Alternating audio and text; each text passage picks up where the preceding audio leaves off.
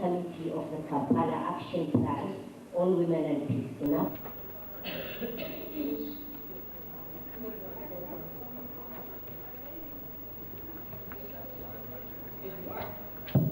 It does work.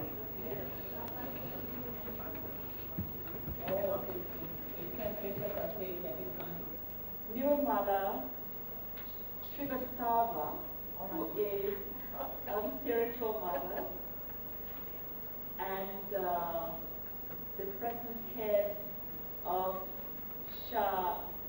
Sahaja Yoga. Sahaja Yoga. Yes. I'm very much looking forward to hearing what you have to say, because I'm sure that you have touched the lives of many women around the world. I'm looking forward to be touched by you today.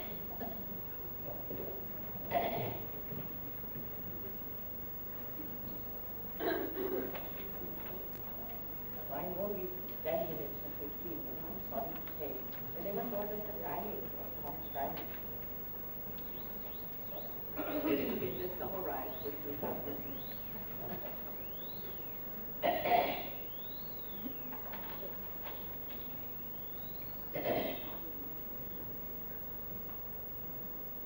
Brothers and sisters of the world, it is a great honor for me to talk about global problems of women in front of this distinguished assembly.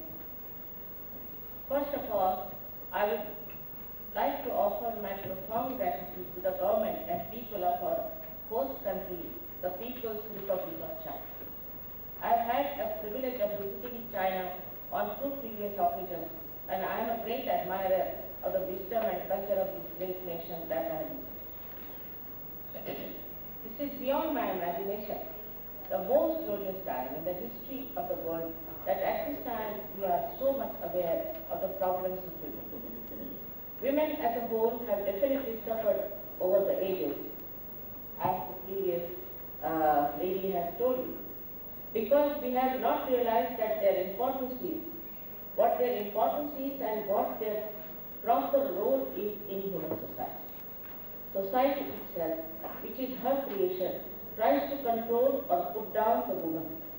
In the East, we can say that due to fundamentalist influence, women have been under great pressure, and their morality is based on fear rather than freedom.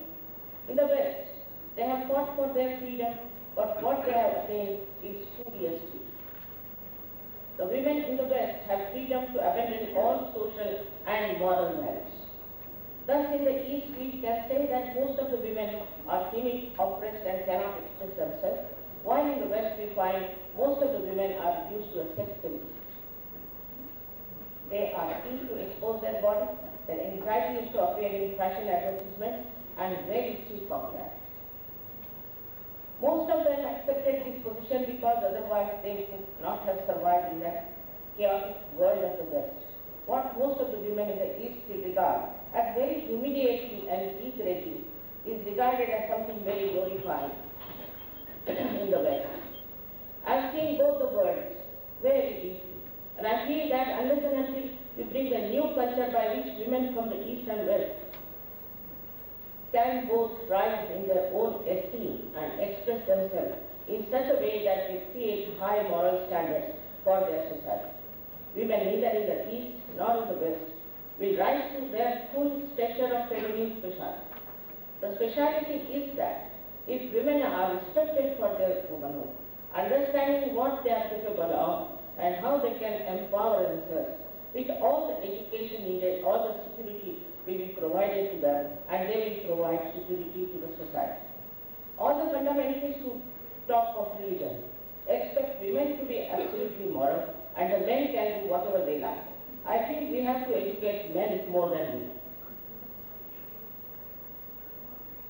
Because the idea of war comes also only from the men beginning. I must admit, it is not difficult to collect money for poor women in the developing countries and help them to get out of their poverty.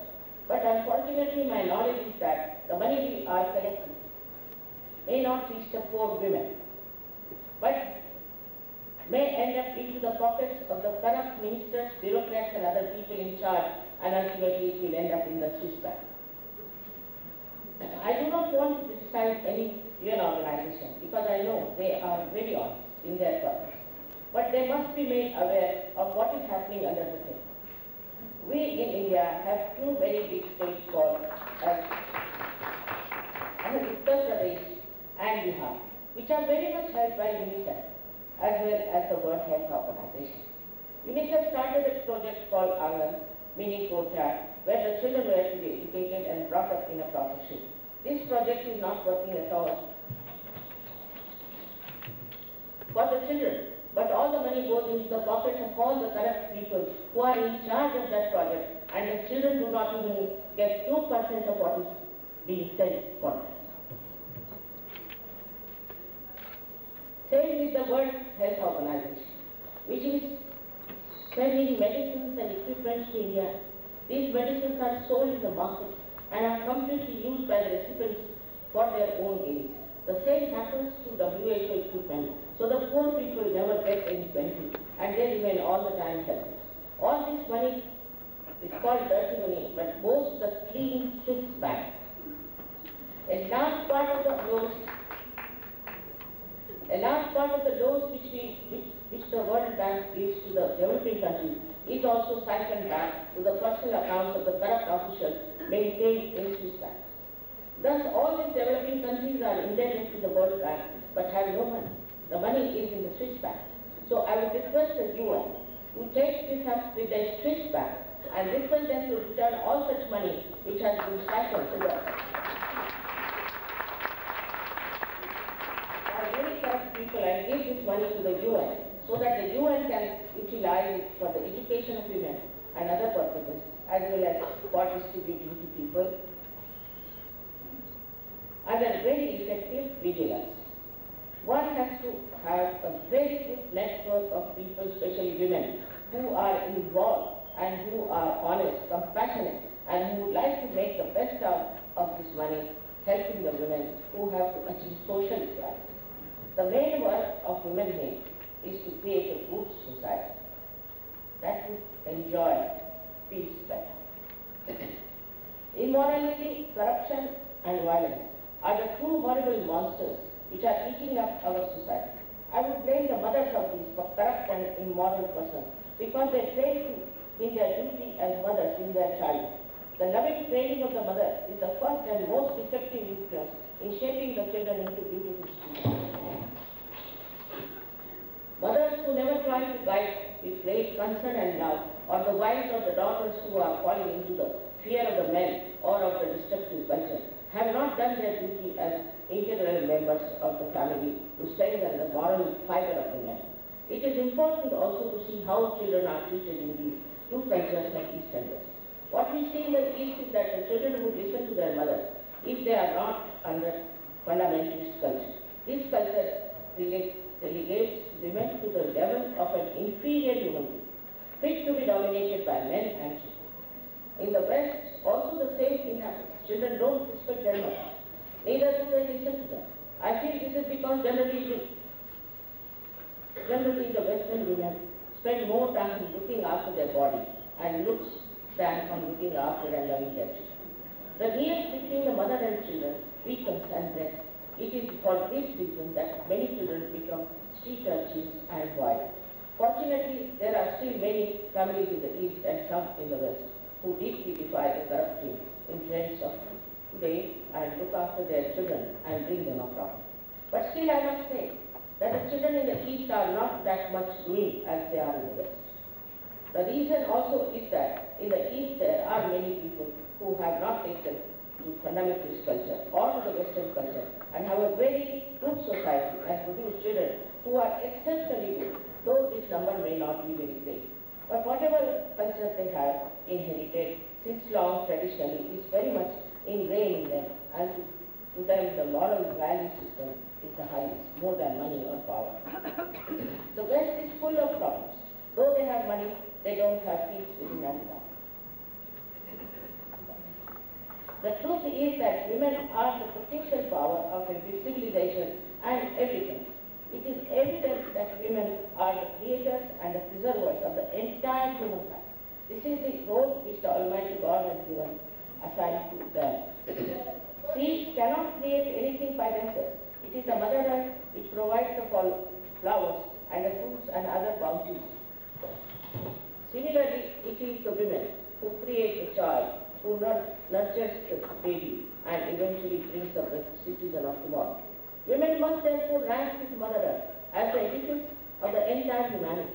Unfortunately, men have utilized muscle power to gain a dominating position over women. They have not recognized that women are complementary and equal, but not similar partners in, in human endeavors. A society that does recognize this fundamental truth and does not give to women their rightful role is not a civilized society. In my own country, there is a saying in Sanskrit, Yatra Narya Pujante Tatra Ramante Devata, which means that where the women are respected and respectable, there resides the gods of our well-being. So it is for us at this moment to understand the value of this great power that is given to us by our Creator. But what do we find, whether in the East or the West? Women have not been able to give a full manifestation of their greatness. I am not suggesting at all that the only role of women in human society is that of the mother, the procreator and the preserver of children, or that of a wife or a sister.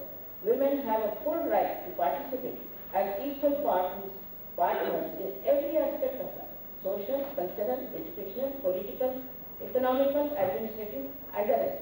In order to prepare themselves for this all-pervading role, they must have the right to education in all branches of knowledge.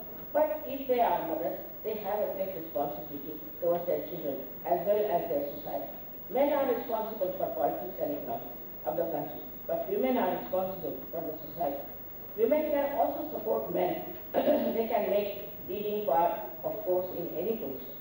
But it is very important that they should not forget they are women who have to manifest deep motherly concern and love. If they become manly and aggressive, the balance of the society cannot be maintained.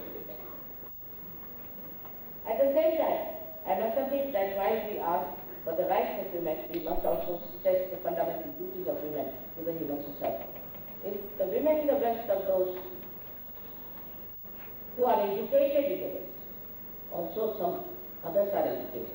I have gone to the other extreme when they are taking to political, economical or administrative roles to compete with men.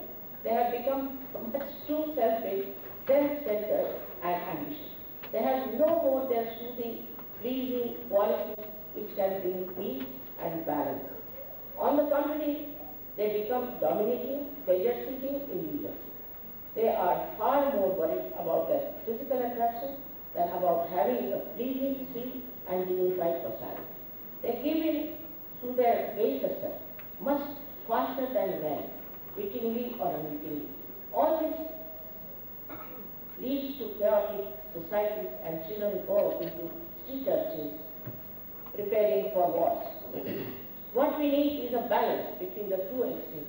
We need women as equal but not similar partners with men, but with a subtle understanding of the nature of men and how to bring them into the center with their inner balance. We need balanced women in order to have a balanced human race with peace within itself. You might say, oh, this is excellent in thought, but how do we achieve this state of balance? How do we stem the tide of diseases, corruption, immorality, immaturity, and violence? How do we end the present state of conflict and confusion? How do we bring about peace within every mind and heart? I very humbly submit that there is an answer to these questions. There is a new way. If you permit, should I say the president of the ministry? Yeah, maybe you can just help them because you have They never told me what was the time. Okay, you have 3 more minutes. Whatever I am going to tell you now is not to be taken for granted. You should, of course, have your minds open like science and treat whatever I am saying as a hypothesis. If this hypothesis can be proved, then you have to accept it as honest person, as absolute truth, because it is for your benevolence. It is for the benevolence of your family. It is for the benevolence of your country and for the benevolence of the whole world. I am here to tell you about the last breakthrough of our evolution. This breakthrough of our evolution is in our awareness, has to happen in this modern time, and has been moreover recorded in the writings of many seers. These are the times called as the decadent times, last called by great Saint Vyasa, who has written the Gita. And it is the decadence of humanity that we see around in every way possible. And unless and until we improve that, wars cannot be avoided. Now I would like to tell you the secret knowledge of our inner being, which was known in India thousands of years back. For our evolution and spiritual ascent, there is a residual power within us, which is located in the triangular bone at the base of our spine. This residual power is known as Kundalini.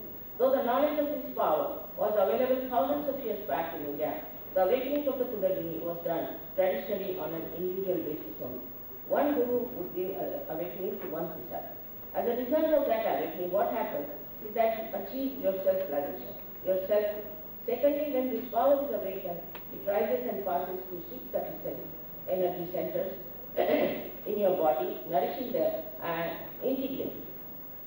Ultimately, this power breaks through the fontanelle bone area, called as the Talu or the Brahmarandra, and connects you to the all-pervading power of divine love, which is described in the Bible also as the cool breeze of the Holy Ghost, also in the Quran as Ruh, and also in the Indian scriptures as Param Chaitanya.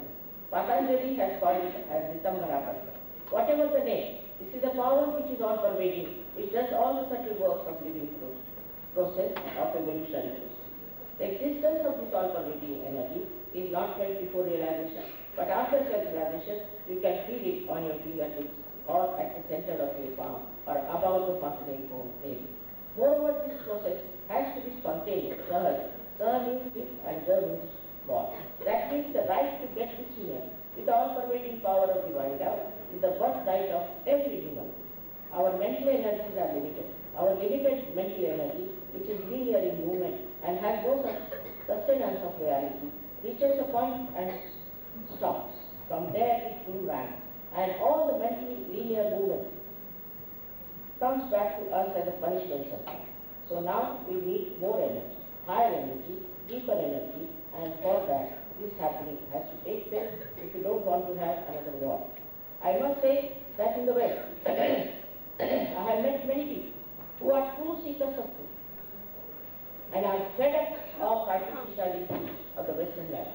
Also, they didn't know what they were seeking sometimes, and they have made lots of mistakes. They have gone to false gurus who have taken lots of money, and the people have become bankrupt and mentally and physically handicapped. The one thing you must know that the awakening of the Kundalini and thus achieving self-realization is a living process of evolution for which we cannot pay anything. It is like putting a seed in the Mother Earth to sprout, because Mother Earth has the power to sprout.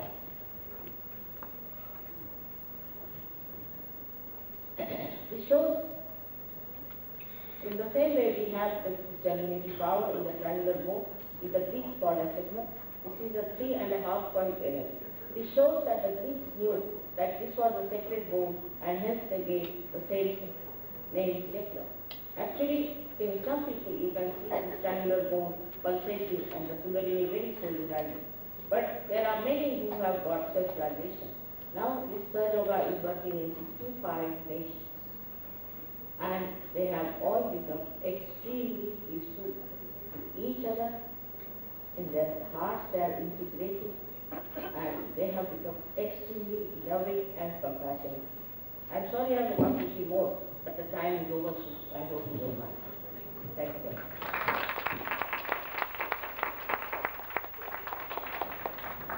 Thank you very much. I'm so sorry that you have to rush over the key points. Very good. So there are copies of this paper that we can all have. And I think the beauty of it is that it points to a method that we can all use for self-realization that will help us to become peaceful people and have peaceful relationships with others. That's what I gained so far from what you said. I hope I got the right message. Thank you very much. Okay, thank you very much. I would now like to call on Bernadette Pale. And I will forever be spirit. Life and the spirit is never over. It's no beginning and no end. And so, I am power. From the moment that I came to earth, I am power.